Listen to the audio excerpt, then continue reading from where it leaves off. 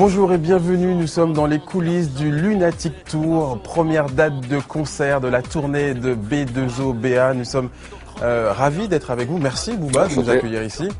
Comment ça va? Bah impeccable. Pas de stress? Non, plus excité qu'autre chose. Impeccable. Alors, première date de concert, première date de la tournée. Est-ce que vous appréhendez le retour en France, le retour face à votre public français? Non, j'appréhende pas, au contraire. Déjà, c'est pas une tribu. Non, c'est une famille. C'est plus une famille. C'est toute une équipe. On est tous des chefs en fait. On est dans le rendez-vous, c'est votre première fois au rendez-vous, donc je vais vous expliquer un petit peu. Dans le rendez-vous, on se dit tout, sans langue de bois.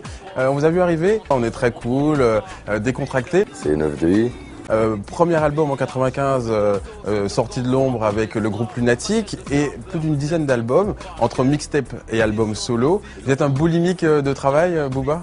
C'est la musique avant tout déjà. Moi, tous les jours, je reçois des instrus, des sons. Tous les jours, je travaille. Là, j'étais dans l'avion, j'ai écrit un texte. On faisait vraiment nos trucs nous-mêmes. La musique, j'en écoute tout le temps, ça fait partie de ma vie. Donc, ça me donne envie de parler de tel ou tel sujet. Où c'est vraiment au feeling, quoi. Je fais pas vraiment de calcul, quoi. Je me dis pas, bon, allez, je suis un peu au même stade. Je suis revenu en total indépendant. Et là, en 2011-2010, je suis un peu... Sauf que les maisons de disques, elles ont... en quelque sorte rejetées, ou alors elles auraient accepté de travailler avec nous à condition qu'on change nos propos, si ça veut dire quelque chose. Et ensuite, chaque instru, quand j'écoute un instru, ça me... Qu'est-ce qui vous inspire justement dans la vie de tous les jours? Voilà, soit ça me crée un déclic, ça me met dans une certaine ambiance et ça me fait penser à certaines parties de mon vécu. C'est surtout par rapport au niveau business. Je vais développer tel ou tel thème, je suis freestyle, moi je sais pas. De les écouter et de changer notre musique et d'écouter ce qu'ils allaient nous dire. Vous appelez votre dernier album solo Lunatic, est-ce que c'est un retour aux sources? C'est un retour aux sources en quelque sorte, c'est surtout en indépendant, on ne passait pas sur les grosses radios. Qui remet ça depuis à l'horizon, toujours le troisième. Un projet caché, mon putain, sans solo, croisé. Là où je passe, il se passe quelque chose. C'est quelque chose. Beaucoup partent en retraite, anticipé. DM Solaraya, c'est de l'antiquité. On va en discuter de cet aspect très particulier de la carrière de Booba, puisque en constatant et en regardant, en observant votre carrière, on se rend compte que votre carrière, vos heures de gloire ne correspondent pas aux heures de gloire du rap français, puisque dans les années 95, le rap français était au top, au sommet. Aujourd'hui, l'industrie de la musique, du rap est plutôt en berne, alors que vous êtes disque de platine sur votre dernier album. On a l'impression que c'est la construction d'une carrière tout au long de ces années. En fait, j'ai fait les choses tout seul, sans à contre-courant, on va dire. J'ai toujours été un peu le vilain petit canard. Côté transgressif, un côté provocateur, on connaît vos métagores. Que ce soit Booba en solo ou avec mon groupe à l'époque. Pour moi, c'est 90% on est incapable en maison de disque.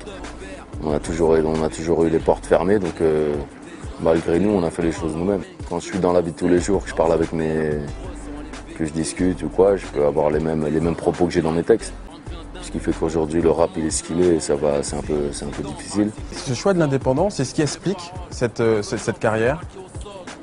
On n'a jamais, plus ou moins, ouais. Peu importe qu'on nous joue à la radio ou pas, peu importe qu'on nous aime aux maisons de disques ou pas, on a fait ce qu'on aimait. Justement, est-ce que c'est le système qui vous a rejeté ou c'est vous qui avez rejeté le système? Est-ce que vous n'êtes pas en marge du système parce que c'est un choix ou parce que justement on ne voulait pas de vous au début? En fait, de toute façon, on est en France en maison de disques, j'estime qu'il n'y a pas de directeur artistique qui connaît quelque chose au rap. En fait, c'est un choix. Est-ce que vous étiez visionnaire en gros? Parce qu'aujourd'hui c'est payant. On a voulu. Si, C'est-à-dire qu'on a essayé d'aller en maison de disque, mais on n'avait aucune intention d'utiliser ce système tout en restant en marge du système. Cette fameuse métaphore gore, un petit peu. Ça n'existe pas. Mais... Ça n'existe pas, non mais... C'est ce qui explique notre authenticité et qu'on adoucisse un peu nos paroles. Une espèce de censure que vous avez refusée. Comme moi ou comme beaucoup d'autres personnes. Donc, Vous êtes très énigmatique, vous avez une image très travaillée, en tout cas une image très forte au sein du public. Naturelle, sincère, intègre. On se comprend. Ouais. Ce côté très provocateur, très travaillé finalement, justement, est-ce qu'il est réfléchi? Est-ce qu'il a été naturel? C'est spontané, c'est du sport, c'est de la boxe. Voilà, je vais mettre un uppercut aux fois, je cherche même pas à provoquer, c'est moi. C'est tout à fait l'inverse de moi. C'est vrai que Je suis toujours propre sur moi, je fais du sport et l'hygiène de vie. j'insulte pas les filles à part dans mes chansons de temps en temps. Est-ce que ça vous vexerait qu'on dise que Booba est un peu le Gainsbourg du rap français? C'est pas du tout un exemple pour moi. J'aime pas son personnage en fait, ni sa musique vraiment. Donc je cherche pas. C'est ce que j'aime. J'aime pas m'ennuyer. J'aime bien développer des trucs. J'aime bien gagner. J'aime bien pisser partout et qu'on va frapper tout le monde. Deuil, bim, et je mets un hypercute 2 fois. C'est ce que j'aime écrire. Ça sort spontanément. Et en plus, c'est des demandes qui viennent de personnes qui connaissent rien au rap. Donc ça dénature totalement leur musique et leur instinct, leur premier instinct. Et ça me vexerait pas, mais j'apprécie pas vraiment. Comme lui le fait à la télé. J'ai jamais aimé l'image du mec pas propre sur lui, qui fume des clopes à longueur de journée. Je trouve ça faible, mais j'insulterai jamais une femme sur un plateau de télé comme il aurait pu. Alors, on sait que vous êtes très attaché à l'image, parce que vous avez lancé une marque Uncut qui correspond tout à fait à l'image que vous véhiculez, d'intégrité, de respect, une image très travaillée. Très vite, vous avez compris que vous aviez cette image et qu'il fallait pouvoir la décliner différemment, en tout cas marketingment parlant. J'avais plus envie de ressembler à Michael Jackson, mal rasé avec des chemises en jean pas lavé et qui fume des gitanes sans filtre en longueur de la journée. Quand j'ai vu ça, je me suis dit, puis Didi, sur scène, elle a du style, Beyoncé, elle a du style. Comme tu as dit, je suis un peu un chef d'entreprise et j'aime mon physique, ma voix. Donc quand j'ai vu que c'était quelque chose de faisable et que je pouvais accomplir ça, pareil, en France. Donc je me suis dit, pourquoi ne pas essayer vu que j'aime les vêtements, la mode, pourquoi ne pas essayer de monter ma propre marque de vêtements. Voilà, je regarde un peu tout ce qui se passe et me fixer des buts. Et j'ai toujours aimé m'habiller, même avant de rapper. J'étais toujours il y a des marques avant, Karl Kani, Cross Color. Je pouvais être habillé tout en vert, dans toutes les couleurs.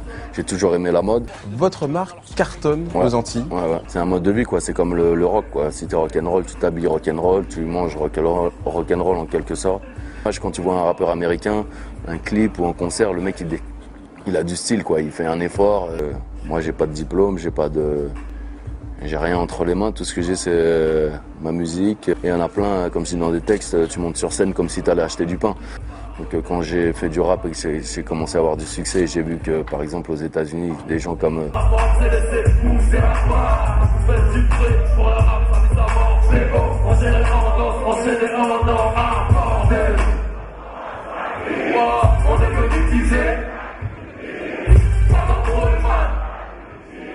sinon ça va saigner. À l'aise, 3, 2, 3, 4, 0, 6, on va péter le flow, si ça va parce que t'es trop.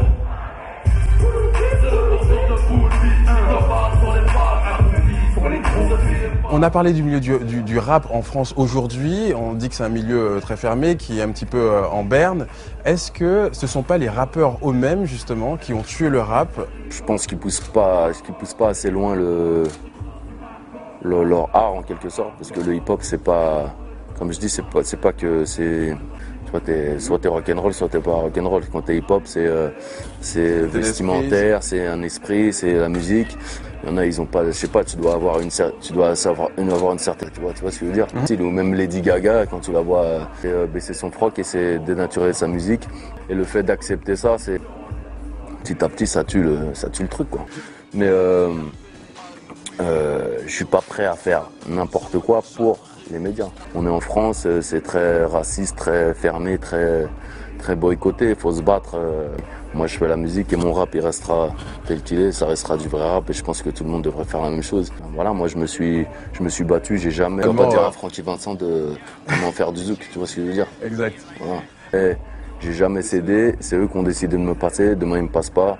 Moi, je continuerai à faire la musique que je fais. Il me passe, c'est bien, il me passe pas, tant pis. Justement, alors, est-ce que c'est pas ça, cette intégrité, ce choix finalement de l'indépendance, qui explique aujourd'hui justement le fait que parallèlement au milieu du rap, en tout cas d'avoir choisi une ligne de droiture et de s'y tenir du début à la fin, de ne pas baisser votre froc, comme vous l'avez dit, et j'ai envie de dire sans avoir besoin des médias, sans avoir besoin du système.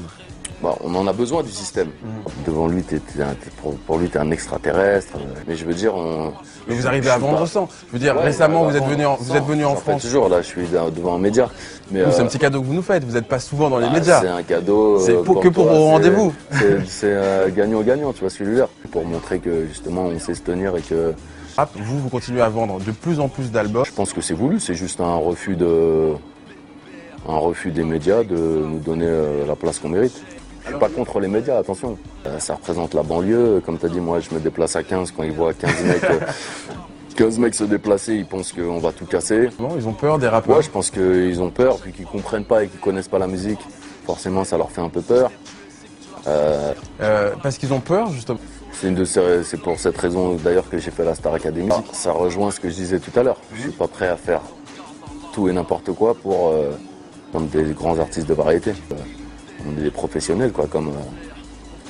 Alors, il y a un dernier fait d'armes de Booba. Vous ne vous êtes pas présenté aux Victoires de la musique parce que je sais me comporter comme Jamiroquai ou Vanessa Paradis et que ça se passe très bien. Et là, pour moi, c'est dégradant. Pas le fait que ce soit en province ou à Lille, le fait que ce soit séparé. En plus, moi, ça fait. J'attends vraiment pas après eux parce que ça fait ça fait 15 ans que je rappe. J'ai jamais été nominé aux Victoires de la musique. Alors que vous avez au moins 4 disques d'or, 4-5 disques d'or. Ouais. C'est pour moi, je me suis senti dénigré, quoi. J'étais prêt à y aller. Qu'est-ce que vous écoutez comme musique, Booba? Je sais que vous êtes un fan de musique. Ouais, franchement, j'écoute de tout. Ouais. Vraiment de tout, La que ce soit de la soul, du soul, de la house, du rap, de Princess Lover, du zouk, de la musique africaine, du zouk. Allez, un nom en zouk. En zouk ou en musique africaine. Vanessa Paradis. Ouais. Et il y en a plein que j'écoute, hein, mais j'ai pas vraiment les noms, mais et en rap je suis calé en zouk, t'inquiète. Vous êtes calé en zouk? Ouais. Vous savez faire le frotter-frotter, c'est ça? Je suis tout faire. Avec Kalash en première partie. Mon plus beau souvenir. Ah non, pas celui-là. C'était un peu violent, il y a eu des coups de feu, mais c'était. Vous étiez. On s'est croisés, hein. Vous étiez en concert en Martinique, c'était au Lamentin? Ouais. Vous vous rappelez de ça? Concert d'ailleurs. Et pourquoi c'est un très bon souvenir? Ah ouais. Et du coup, vous y retournez souvent, par exemple, aux Antilles? Ouais, on essaye. Ouais. Parce que j'ai jamais vu une ambiance comme ça à mes concerts. Ah ouais. Tu vois, c'est une autre mentalité là-bas. C'est vraiment, moi avant d'y aller, j'étais pas vraiment conscient, mais c'est vraiment, c'est pas évident des fois parce que donc ils ont la culture et pas besoin de leur expliquer quoi. Et on se comprend tout de suite. Ouais. Si ça veut dire quelque chose, tu vois ce que je veux dire. On est l'année d'outre-mer 2011. Un petit mot pour tous les ultramarins qui nous regarderaient. Des fois, je sais qu'en Guadeloupe, ils nous laissent l'État, ils nous laisse jamais chanter. Ouais. Je suis allé deux fois j'ai pas pu chanter, mais on essaye. On essaye. Hein alors un petit mot parce pour... que voilà, c'est un autre bled. Ce soir, je suis actif, tu veux détrôner, m'épuiser, tu as trop d'imagination. Moi, t'as mon gueule, je suis pas jeune, sur YouTube, quels sont les jeunes talents aujourd'hui que vous écoutez? Mais j'ai pas envie de dire les noms parce que ouais, je connais, mais j'écoute pas vraiment. Mais je respecte ce qu'ils font. Section d'Assaut, par exemple, ça vous dit quelque chose? Non, Section d'Assaut, c'est pas trop le genre de rap que j'écoute. Voilà, ils le font très bien. La plupart des nouveaux que j'apprécie, ils seront sur Autopsie Volume 4, qui est presque terminé, qui sort sortir à l'automne. À la rentrée, ouais. À la rentrée. Qu'est-ce qu'on peut vous souhaiter, Booba? Quels sont vos prochains objectifs? On sait que vous fixez des objectifs toujours plus grands. Quels sont les prochains objectifs? La même chose, hein, plus d'albums, faire plus de concerts, des plus grosses salles. Continuer les vêtements, peut-être faire du cinéma. Comme je t'ai dit, j'ai que ça. Et puis c'est ça aussi, parce que plus toi tu t'épanouis, plus tu évolues, plus tu gagnes de l'argent, plus tu grossis, plus derrière tu peux générer d'autres, tracter d'autres personnes, d'autres projets. C'est les 30 ans de la mort de Bob Marley. Est-ce que Bob Marley, c'est un artiste qui vous aurait inspiré? Bob Marley, c'est mon artiste préféré, tout genre confondu. À chaque fois que je vais dans un pays étranger, je monte dans un taxi à Bob Marley parce qu'il est universel, il est éternel, il est parti d'une petite île comme la Jamaïque et être connu jusqu'au Japon universel. Moi, je regarde surtout la partie business. Là, en tout cas, on tenait vraiment à vous remercier, vous et toute l'équipe Merci à vous. Byron. Il y a toute une équipe qui travaille derrière vous. Merci beaucoup de nous avoir accueillis ici dans les coulisses du Lunatic Tour. On rappelle que c'est partout en province. Connectez-vous sur toutes les plateformes, les réseaux sociaux, le Facebook de Booba, le Twitter de Booba, sur Internet, son site officiel. Vous aurez toutes les dates de cette tournée. Merci beaucoup, Booba, sincèrement. Merci à toi. Et à très bientôt.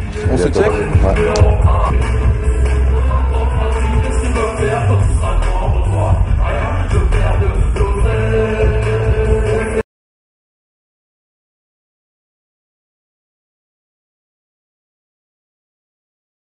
Utiliser ce système tout en restant en marge du système. C'est pas vraiment la France. Ah, c'est pas la France, je confirme. Ouais. Si ça veut dire quelque chose.